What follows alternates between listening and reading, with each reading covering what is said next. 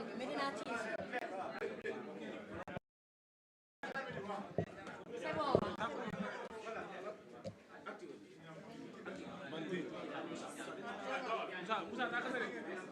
Moussa dàq na de ak kan baax TFM.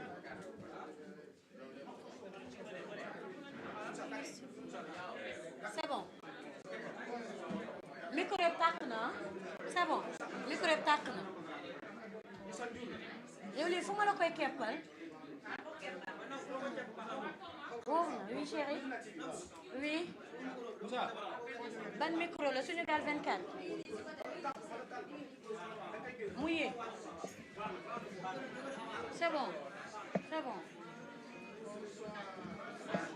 c'est bon.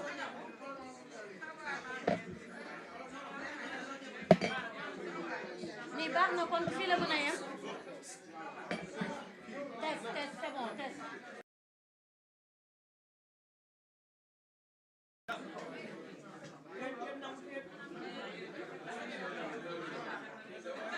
non wax c'est bon. nii pourtant serré na.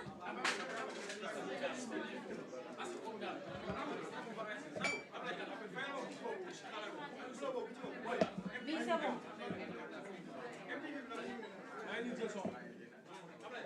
c'est bon yaa ngi am son. c'est bon ak ban. MTV bii tàq na. ah waaw je sais dinañ ko déglu waaw. c'est bon tàq na. ani ki nekk TFM mu ko jox liste bi ngir yàlla. TFM.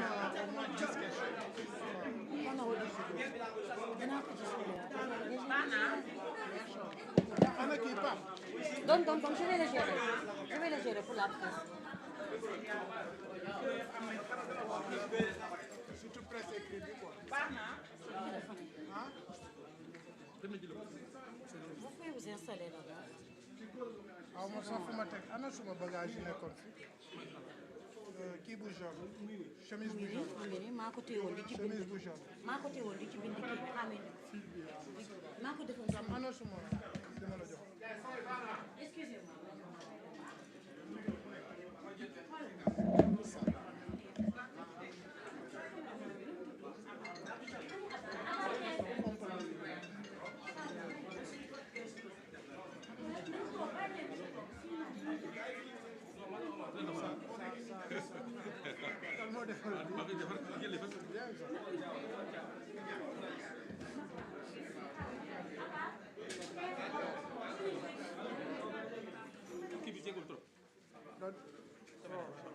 Je vais prendre kii bi suuf la ko jël.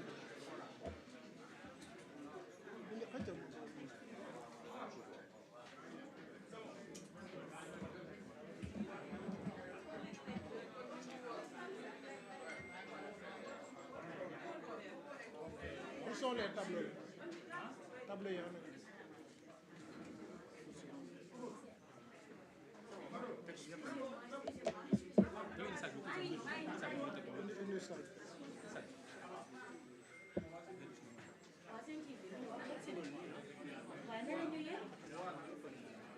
Manon.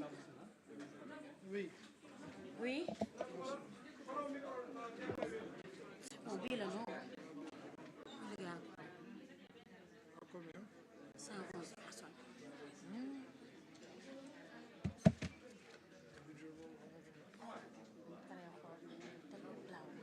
Mais il faut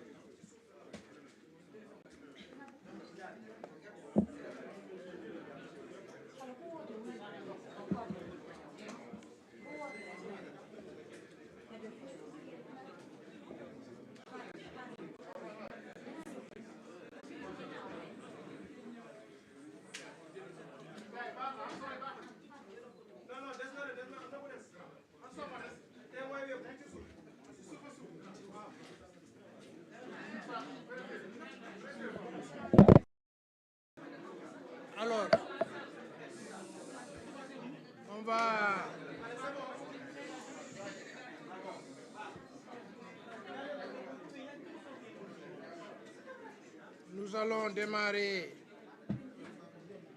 cette conférence de presse. D'abord, je vous remercie pour cette réponse massive à mon invitation pour vous parler de sujets qui nous concernent tous.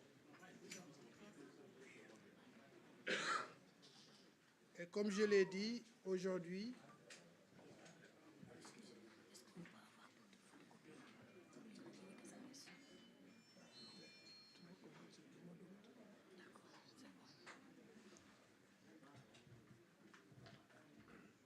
nous allons parler de la gestion du pétrole et du gaz sénégalais. D'abord, il faudrait expliquer que le pétrole est une ressource non renouvelable.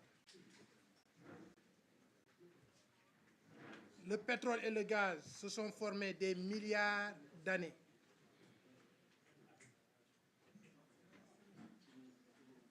C'est l'accumulation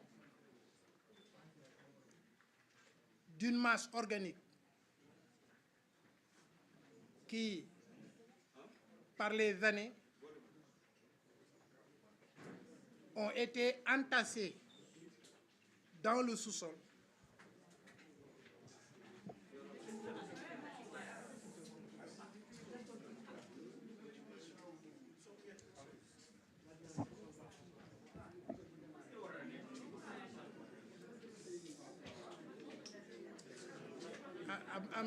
am leen nag yërmande am leen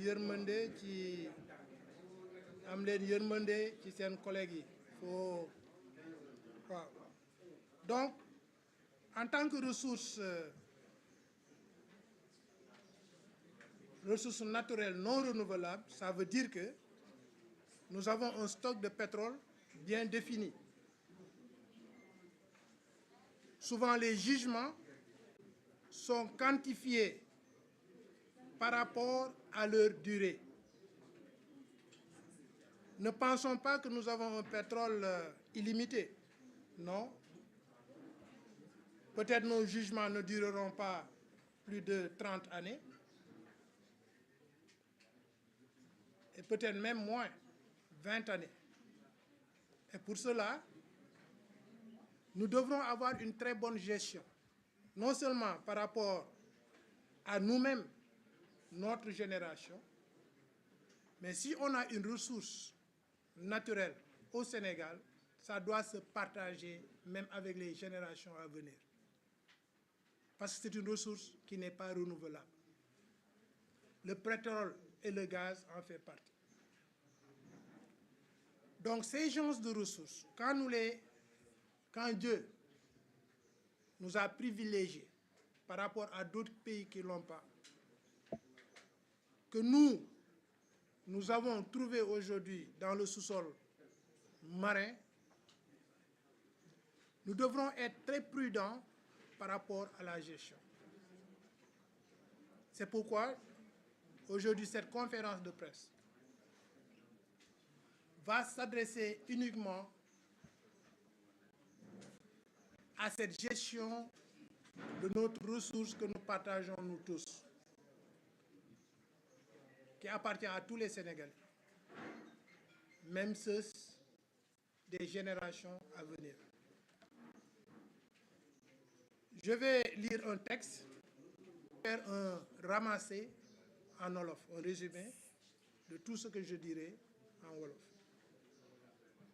Maintenant, vous savez, moi je suis un scientifique. C'est pourquoi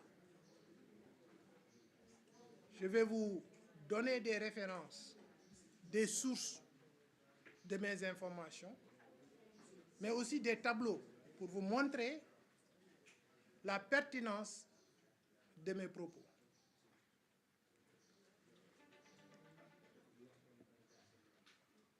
Le Sénégal va devenir un pays producteur de pétrole et de gaz.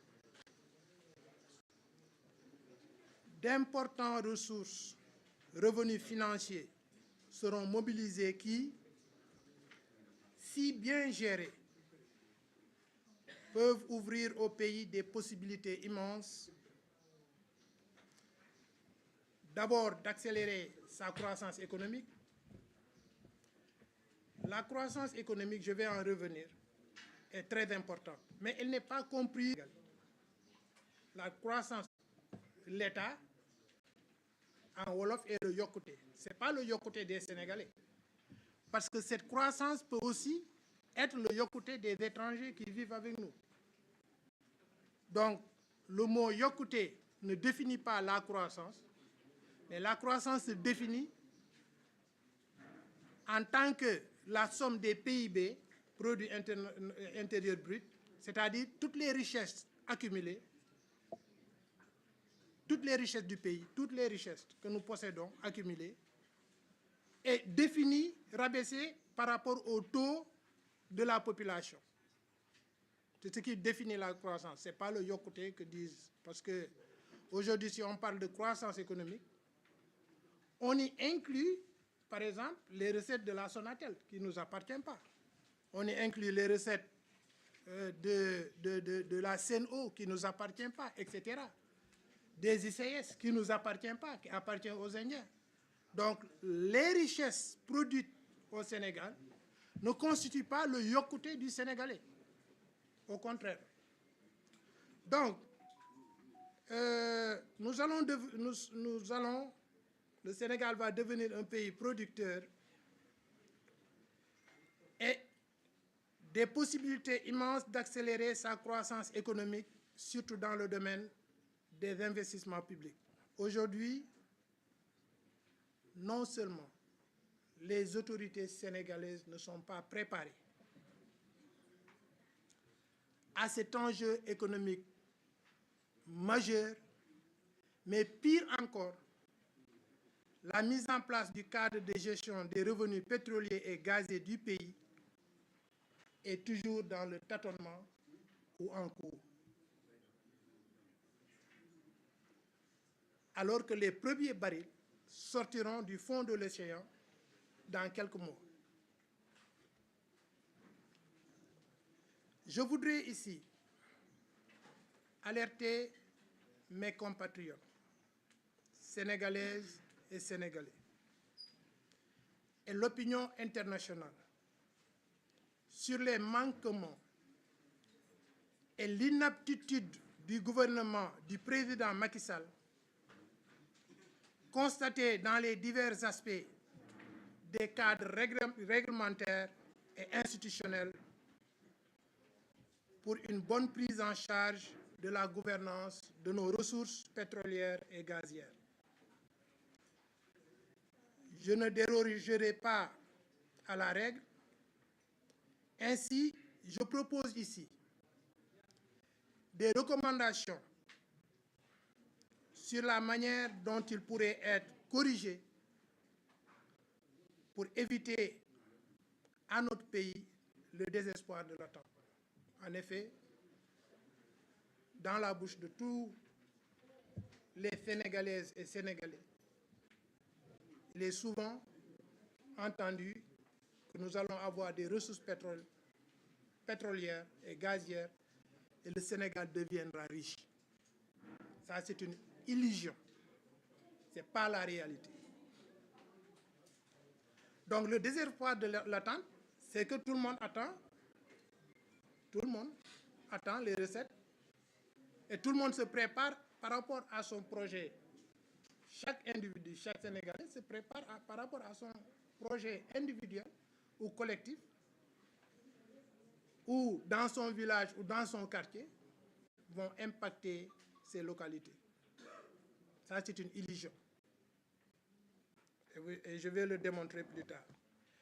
C'est ce qu'ont connu, par exemple, le Ghana. Si on prend l'exemple du Ghana. Le Ghana, depuis 2010, commence la production de son pétrole et de son gaz. Le Ghana est à genoux. Et je vais vous dire pourquoi. La Tanzanie, la même chose. Le Libéria, la même chose. Tous ces pays qui sont de nouveaux producteurs de gaz et de pétrole aujourd'hui connaissent une inflation